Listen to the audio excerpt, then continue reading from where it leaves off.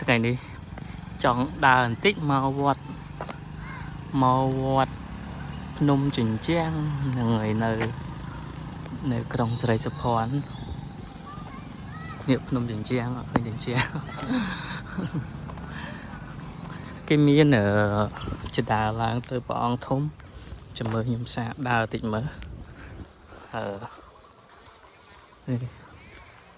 សាកដើរទៅលើតិចមើល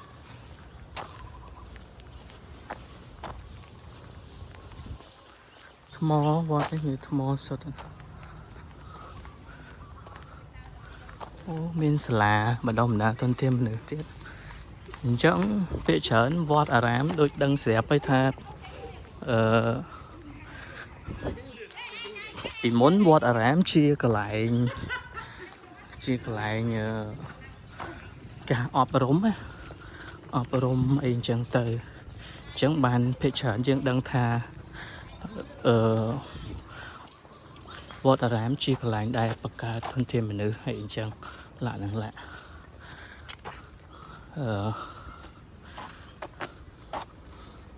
វត្តភ្នំជញ្ជាំងនេះខ្ញុំប្រើពាក្យកាត់តិចសិនចឹងដោយសារតែកន្លែងមកធ្វើការកន្លែងសាលាធីវេតហ្នឹងនៅមន្ទីរមានជ័យហ្នឹងគឺចិត្តវត្តនៅក្បែរវត្តច្រកចូលតែមួយទេអានេះគ្រាន់ខ្ញុំហាត់ប្រាណឡើងប៉ុណ្ណឹងឡើងចង់ហត់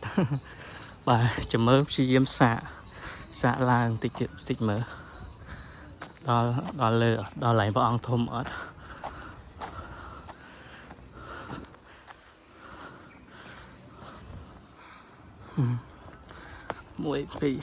2 3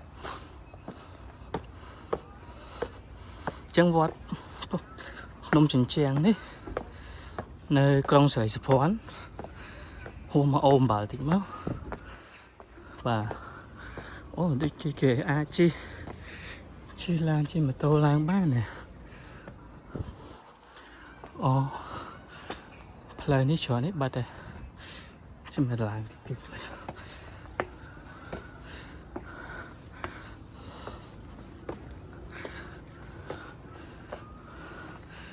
កន្លែងកត់លោកអូកន្លែងកត់លោករៀនសូត្រទៅវានៅលើកពូល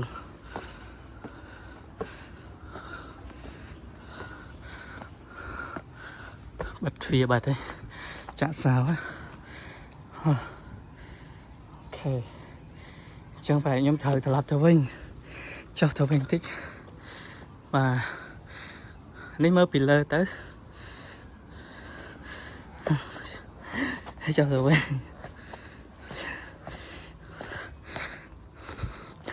បើតាមប្រជាពលរដ្ឋនៅនេះខ្ញុំសួរគាត់ថាវត្តអារាមនេះពេលមានបុណ្យទានអីពុទ្ធបរិស័ទមកធ្វើបុណ្យច្រើនហើយក៏គេកំពុងពិចារណាថាអាចទៅជាកន្លែងតាក់ទាញភ្ញៀវទេសចរបាទហើយខ្ញុំដើរទៅខាងនេះវិញ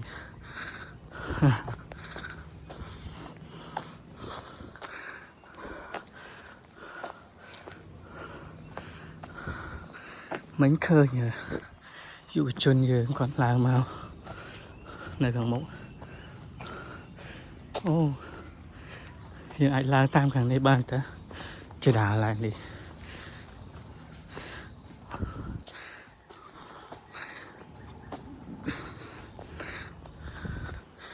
ចឹងភ្នំនេះផ្នែកនេះ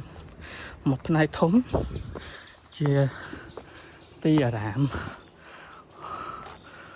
អូខេអានេះផ្លូវវាក្រោយនេះផ្លូវឡើងទៅវិហារនោះបាទចាំមើលខ្ញុំមកនឹងវិញអូជញ្ជាំងមែនសិតតែថ្មវត្តភ្នំជញ្ជាំង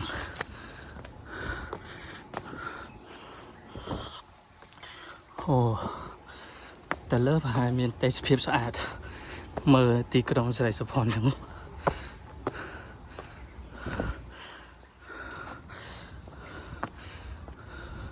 គេមានប្រកាន់ដៃអត់កាន់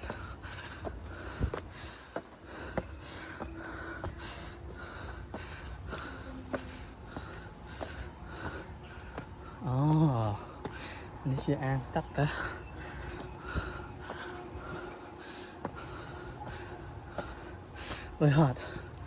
ហត់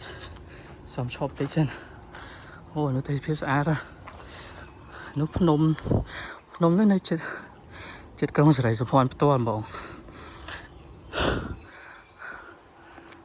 ថ្មរបស់គេខ្ញុំឃើញសម្រាប់នៅតែ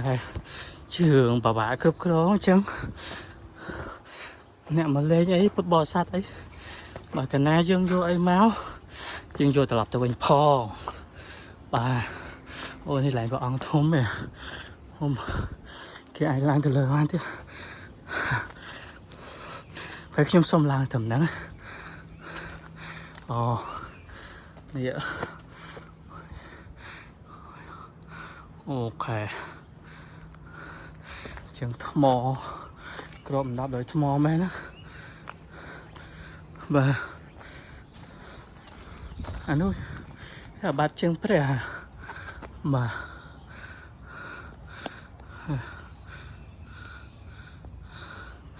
អូខេជាងវត្តនេះនៅលើភ្នំជាងកាយកសាងនោះយើងមើលទៅឃើញទេសភាពក្រុងស្រីភ័ណ្ឌដែរបាទស៊ូមទូតិចអូខេហើយនោះសាលាដំបូងសាលាធីវេតទីមានជ័យសាលាបច្ចេកទេស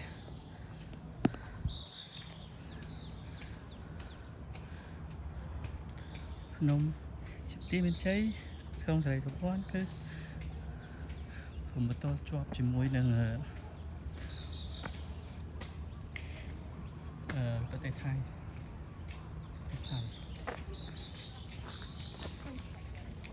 អានេះគេឡើងបានណាអូនអូខ្ញុំមានឃើញឆ្កែអូឡើងទៅដល់លើមានអីគេចដាទៅចឹងហ៎អូខេអូនបងដូចទៅអត់រួចទេយ៉ាងហត់អរគុណអូនភ្លេចទេ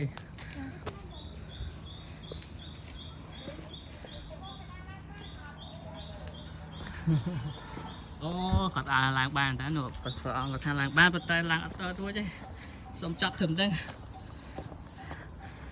មែនអត់រួចទេតែខើចម៉ោងផងនៅភ្នំទីរួមខេត្តដែរខ្ញុំសូមបន្តិចបាទ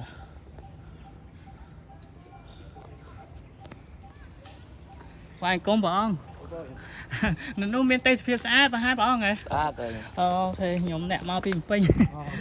មកសាលាបច្ចេកទេសព្រះអង្គនៅនេះប្រសងប្រហែលព្រះអង្គដែរនៅនេះ11អង្គហ៎បង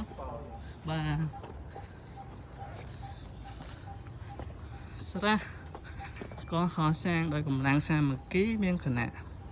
អូខេមានបាក់ចូលរួមហើយខ្ញុំចាប់ចូលវិញ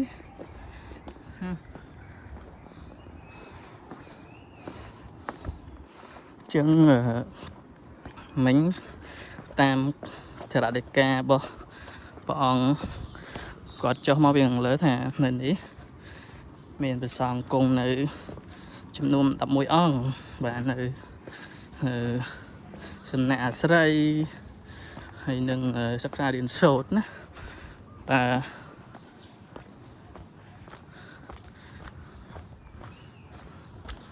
អូមិញថាចុះតាមនេះភ្លេចបានចុះអូខេហើយដើរចុះទៅវិញនិយាយរឿងសម្រាមបន្តិចហ្នឹងហើយសម្រាមតើឲ្យយើងម្នាក់ផ្លាស់ប្ដូរអេយ៉ាបតហ្នឹងហើយយើងតាំងចិត្តថាបើយើងយកមកយើងយកត្រឡប់ទៅវិញហើយដាក់នៅក្នុងធុងសម្រាមយើងជាអ្នកប្រើប្រាស់ហ្នឹងអ្វីដែលត្រូវធ្វើគឺកាត់បន្ថយបើកាលណាយើងកាត់បន្ថយបានគឺវាចូលរួមដល់បរិស្ថានស្អាតប្រទេសយើងក៏ស្អាតដែរហ្នឹងហើយអញ្ចឹងតើយើងចូលរួមទាំងអស់គ្នា bà dương ắt châu rùm tê mình ai thế mình nè mà đây mà chứ ô nè làng tao đó lửa việc xem tao ở đó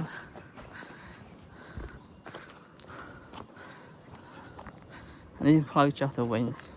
chả đá giờ đi chào thích ra hai làng bàn